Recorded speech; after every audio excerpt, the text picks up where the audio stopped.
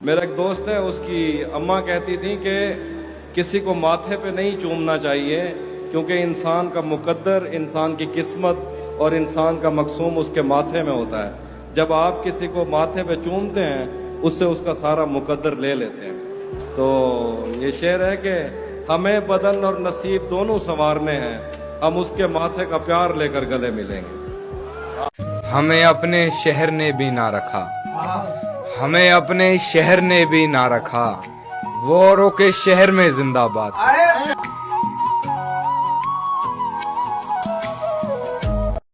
मुझसे कल वक्त पूछा किसी ने, कह दिया कि बुरा चल रहा है। वाह वाह वाह वाह।